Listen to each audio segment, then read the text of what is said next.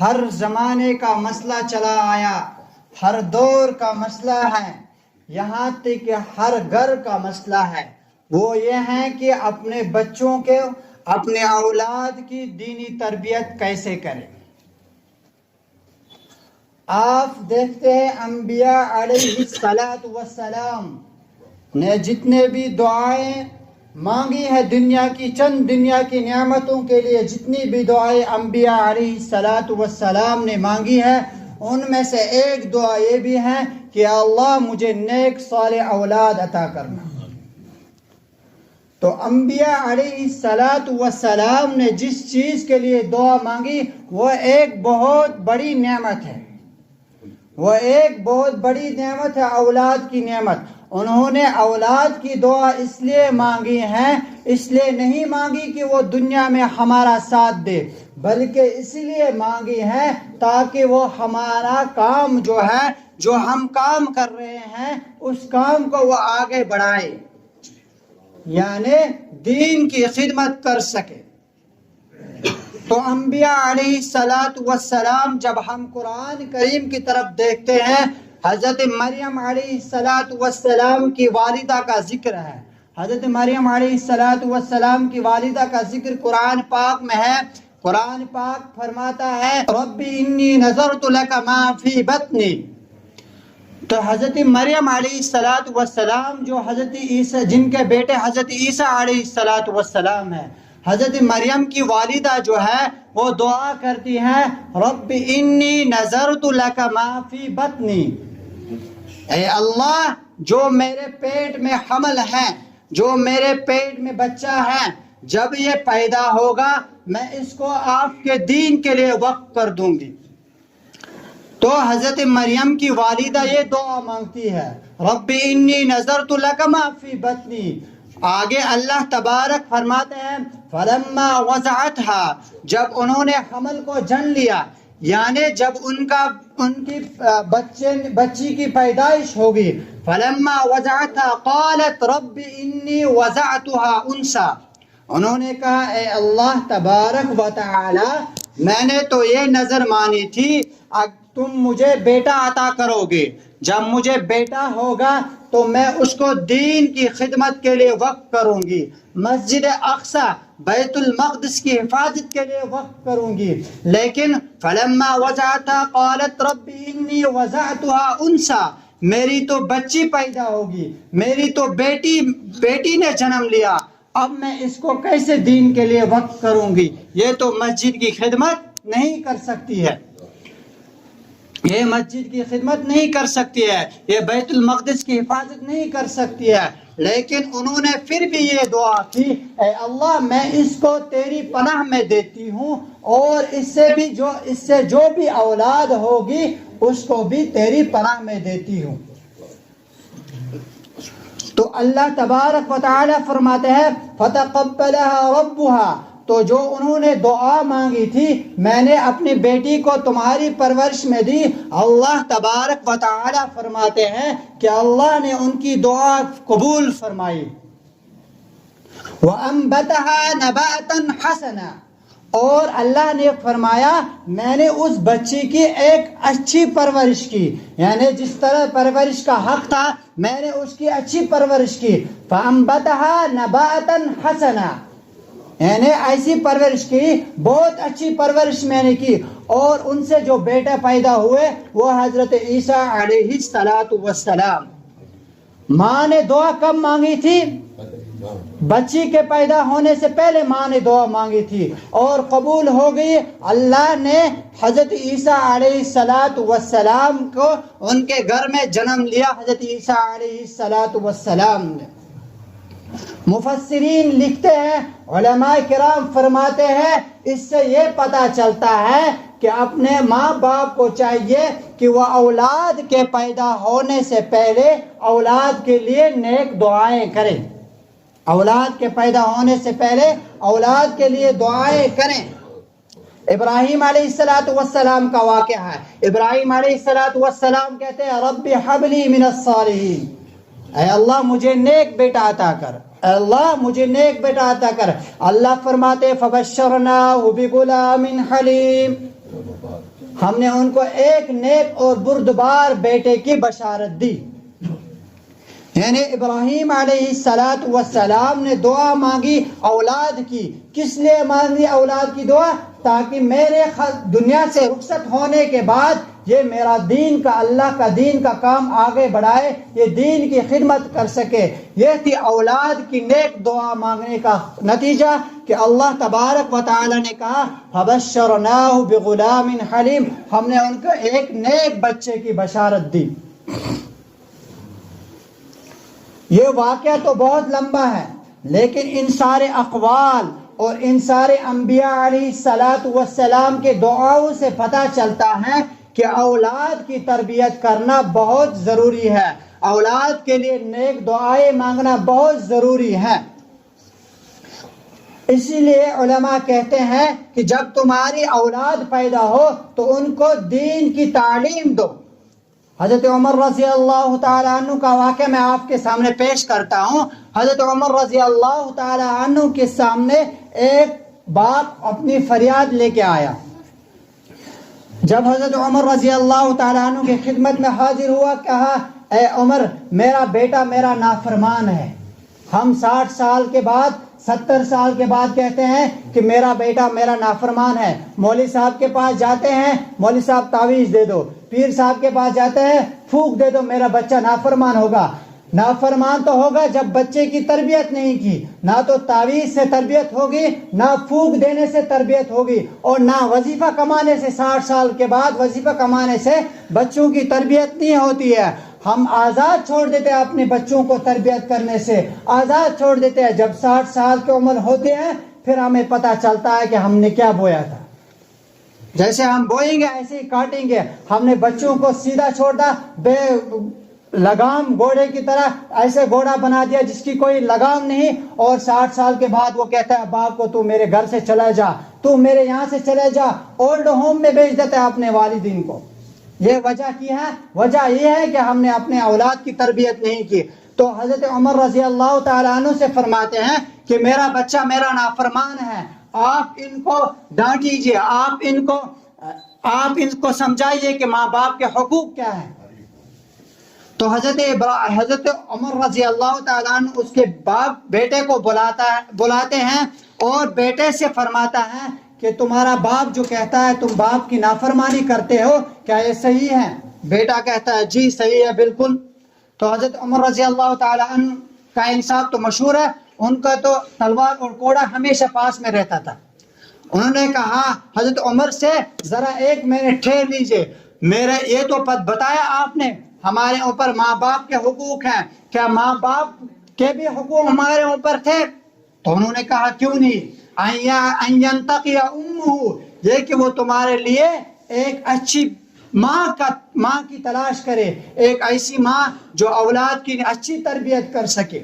آج ہم دیکھتے ہیں جب ہم شادی کرتے ہیں کیا ہمارا ذہن اس طرف جاتا ہے؟ ہمارا ذہن تو مال دولت کی طرف جاتا ہے. کون سی لڑکی بڑے ماں باپ کی ہوگی وہ ہمیں مال دولت دے گا. ٹک ٹاک والی لڑکیوں کی طرف ہمارا ذہن جاتا ہے، فیس بک والی لڑکیوں کی طرف ہمارا ذہن جاتا ہے، نہ کہ اس بات کی طرف ہمارا ذہن نہیں جاتا ہے کہ ہم اس سے جو اولاد پیدا ہوگی وہ کیسی ہوگی. تو وہ کہتا ہے ينتقي امه، کہ اچھی ماں تلاش کرے. وہ کہتا ہے یہاں تک کہ ماں کا مسئلہ، اس نے جو میری ماں جو ہے وہ اس نے 2 درہم میں خریدی ہے، وہ ایک باندھی ہے، 2 درہم میں اس نے اس کو خرید لیا ہے. میری ماں تو شرماتی ہے یہ کہنے سے یہ میرا بیٹا ہے. تو پہلا حق کھو دیا. دوسرا حق ان يحسن اسمه، یہ وہ اپنے بیٹے کا اچھا نام رکھے. اس نے تو میرا نام جوڑ رکھ دیا، جیم اینڈ لام، ایک گندے نالی کے گندے کیڑے کا نام اس کو کہتے ہیں عربی میں جوڑ. اس نے میرا نام جوڑ رکھ دیا. اور تیسرا حق یہ ہے کہ وہ يعلمه الکتاب، یہ سب سے بڑا حق ہے، وہ يعلمه الکتاب، کہ وہ اس کو دین کا علم سکھائے، کتاب کا علم. کتاب سے مراد یہاں قرآن پاک حدیثوں کا علم سکھائے. وَيُعَلِّمُ الْكِتاب، اس نے تو مجھے ایک آیت بھی نہیں ہے قرآن کی سکھائی ہے. تو حضرت عمر رضی اللہ تعالیٰ عنہ اس سے کہتے ہیں یہاں سے چلے جاؤ ورنہ میں تمہیں درے لگا دوں گا. تم نے تو اپنے بیٹے کے سارے حقوق کھو دیے ہیں. تم نے اپنے بیٹے کے سارے حقوق کھو دیے اور اب 60 سال کے بعد میرے پاس آتے ہو بڑھاپے کے شکل میں کہ میرا بیٹا میرے فرمان برداری کرے، میرا بیٹا میری اطاعت گزاری کرے۔ ایسا نہیں ہو سکتا ہے۔ اگر اپنے بیٹے کو اپنی آنکھوں کی ٹھنڈک بنانی ہے تو ہمیں چاہیے کہ شروع سے ہی اپنے اولاد کی تربیت کریں، اور اس سے بھی بچے کہ ہم اپنے اولادوں کو بد دعائیں دیں، کیونکہ ماں باپ کی بد دعا اولاد کے حق میں بہت جلدی قبول ہوتی ہے۔ حضرت عبداللہ ابن مبارک کے پاس ایک آدمی آتا ہے اور کہتا ہے کہ وہ بھی فریاد لے کے آتا ہے کہ میرا بیٹا میرا نافرمان ہے۔ تو حضرت عبداللہ ابن مبارک فرماتے ہیں کیا تم نے اپنے بیٹے کو بد دعائیں دی؟ کہا ہاں، جب وہ میرا کام نہیں مانتا تو میں نے اس کو بد دعائیں دی۔ تو حضرت عبداللہ ابن مبارک فرماتے ہیں میرے مجلس سے چلے جاؤ، کیونکہ حدیث میں آتا ہے لا تدعوا علی انفسکم، اپنے آپ کو بد دعائیں مت دو، اپنے لیے بد دعائیں مت کرو۔ ولا تدعوا علی اموالکم، ہماری عادت بن چکی ہے ہم اپنے اولاد کو بھی اور اپنے مال کو بھی کبھی کبھی بد دعائیں دیتے ہیں۔ تو اللہ تعالیٰ نے حدیث میں آتا ہے لا تدعوا علی اولادکم، اپنے اولاد کو بد دعائیں مت دو، کہیں ایسا نہ ہو جائے کہ وہ بد دعائیں قبول ہو جائے اور اس کا پھل تمہیں بعد میں اٹھانا پڑے۔ تو ان سارے حدیث سے ہی پتہ چلتا ہے کہ اولاد کی تربیت کتنی ضروری اور کتنی اہم ہے۔ اگر ہم اولاد کی تربیت بچپن میں اچھی کریں، ہم اپنے اولاد کے سوشل اکاؤنٹ پہ نظر رکھیں، ہم اپنے اولادوں کو دیکھیں ہمارے اولاد کیا کرتے ہیں، کہاں اٹھتے ہیں، کہاں جاتے ہیں، کیا کرتے ہیں۔ دو چیزیں ہوتی ہیں، ایک ہوتی ہے پرورش اور ایک ہوتی ہے تربیت۔ پرورش کہتے ہیں کہ اپنے اولاد کی دیکھ بھال کرنا، اس کا لباس کیسا ہے، اس کے کپڑے کیسے ہیں، اس کی بیماری، اس کو کوئی بیماری تو نہیں۔ اگر پرورش میں کمی آ جائے لیکن تربیت میں کمی نہیں آنی چاہیے۔ اگر تربیت میں کمی آ جاتی ہے تو وہ نافرمان بن جاتا ہے، پھر 60 سال کے بعد رونے کے علاوہ کوئی چارہ نہیں ملے گا، کیونکہ دوسرے کے پاس فریاد بھی نہیں سنا سکتے اپنے اولاد کی نافرمان کی۔ آدمی شرما جاتا ہے کہ دوسرے کے سامنے جا کے کہے کہ میرا اولاد میرا نافرمان ہوا ہے۔ اس لیے قرآن پاک نے کہا انما اموالکم واولادکم فتنہ، یہاں تک کہ انبیاء علیہ السلام نے، جہاں تک یہ ایک نعمت بھی ہے اور فتنہ بھی ہے۔ تو میں مت خوش ہو جاؤ کہ میرا بیٹا پیدا ہو گیا، مجھے اولاد ہے، مجھے کام آئیں گے۔ انما اموالکم واولادکم فتنہ، صاف صاف قرآن میں کہا گیا ہے تمہاری اولاد اور تمہارا مال فتنہ ہے تمہارے لیے، آزمائش ہے تمہارے لیے۔ اگر تم نے ان کی اچھی تربیت کی، اگر تم نے اپنے مال کو اچھی جگہ صرف کیا تو اس کا پھل پاؤ گے۔ اگر اولاد کی تربیت خراب کی، اولاد کی تربیت نہیں کی، گھومنے دیا، پھرنے دیا، جانے دیا کہیں بھی، تو تم لاسٹ میں پچھتاؤ گے، اور اس کے علاوہ آپ کے پاس کوئی چارہ نہیں۔ کیونکہ اولاد کو پیدا کرنا کوئی بڑی بات نہیں ہے۔ یہ تو گدھے بھی کرتے ہیں، یہ تو کتے بلی بھی یہ کام کرتے ہیں، لیکن گدھے کے بچے اور انسان کے بچے میں کچھ فرق تو ہونا چاہیے۔ انسان کا بچہ کیسا اور اس کیسا دکھے، اس کے اخلاق کیسے ہو۔ ابھی کچھ دن پہلے یہاں ہی سری نگر میں واقعہ ہوا کہ ایک بچی کے اوپر تیزاب پھینک دیا گیا۔ آپ نے سب نے وہ واقعہ سنا ہوگا۔ وہ اولاد بھی تو ہماری اولاد ہیں۔ اگر ہم نے اپنی اولاد کی تربیت کی ہوتی، آج یہ معاشرہ ہمیں نہیں دیکھنا پڑتا۔ قرآن پاک میں لقد خلقنا الانسان فی احسن تقویم، اللہ تبارک و تعالی نے فرمایا میں نے انسان کو ایک اچھے سانچے میں پیدا کیا۔ یہ ماں باپ کی ذمہ داری ہے اپنی اولاد کی تربیت کرنا۔ ماں باپ کے اوپر جہاں اور چیزیں واجب ہے، وہاں یہ بھی چیز واجب ہے کہ وہ اپنے اولاد کی تربیت کرے، اپنے اولاد کو قرآن کی تعلیم دے، اپنے اولاد کو دین کی تعلیم دے۔ میں اس سے نہیں روکتا ہوں کہ اپنے اولاد کو ڈاکٹر اور انجینئر نہ بنائیے ضرور بنائیے، لیکن ان کو دین کی تعلیم بھی دے۔ کل آپ کا انتقال ہو جائے، ایسا نہ ہو کہ ان کو جنازہ بھی تمہارا یاد نہ ہو، ایسا نہ ہو کہ وہ تمہارے لیے مغفرت کی دعا بھی نہ کر سکے۔ بہت سارے واقعات ایسے آئے ہیں کہ باپ کا جنازہ سامنے ہے اور بیٹا ٹہل رہا ہے، بیٹے کو پتہ نہیں ہے، آ کے مولوی صاحب سے کہتا ہے مولوی صاحب مجھے جنازے میں کیا پڑھنا ہے۔ اب بتائیں اس اولاد سے کوئی فائدہ ملے گا آپ کو؟ اس اولاد سے نقصان کے علاوہ کوئی فائدہ نہیں ملے گا. ایک صاحب کا ابھی واقعہ چند دن پہلے ہوا ہے، کہتا ہے میرے ایک ہی اولاد ہے، ایک ہی اولاد ہے، 1 سال میں اس نے 1.5 کروڑ روپے کا چرس پیا ہے. 1.5 کروڑ روپے کا چرس پیا ہے 1 سال میں. وجہ کیا ہے اس کی؟ وجہ یہی کہ ہم نے اپنے اولاد کی تربیت نہیں کی. ہمیں بچپن میں اپنے اولاد کو پیار و محبت کرنا حق ہے بچوں کے ساتھ، لیکن اتنا پیار و محبت کریں جتنا وہ جذب کر سکے، جتنا ان کے دامن میں سنبھال سکے. ایسا نہ ہو کہ وہ تمہارے پیار و محبت سے بگڑ جائے. اولاد کی تربیت کرو گے تو امام غزالی پیدا ہوں گے، اولاد کی تربیت کرو گے تو امام شافعی پیدا ہوں گے، اولاد کی تربیت کرو گے تو امام ابو حنیفہ پیدا ہوں گے، اولاد کی تربیت کرو گے تو بایزید بستانی بنیں گے. بایزید بستانی کو ماں نے تربیت کی، ماں نے. آج ہماری مائیں یہ کہتی ہے کہ میرا شوہر انتقال ہو گیا ہے، وہ اس دنیا سے چلا گیا، میرے اولاد جو ہے اب بگڑ جائیں گے. نہیں، ایسے نہیں. میں اپنی ماں سے بھی گزارش کرنا چاہتا ہوں کہ اپنے اولاد کو دین کی تربیت کرو، جیسے بایزید بستانی کی ماں نے اپنے اولاد کی تربیت کی تھی. بایزید بستانی کا واقعہ ہے، میں تھوڑا سا واقعہ سنا کر آپ ختم کرتا ہوں. بایزید بستانی کا والد صاحب انتقال ہو جاتا ہے، اس دنیا سے چلے جاتے ہیں ان کے والد صاحب بچپن کی عمر میں.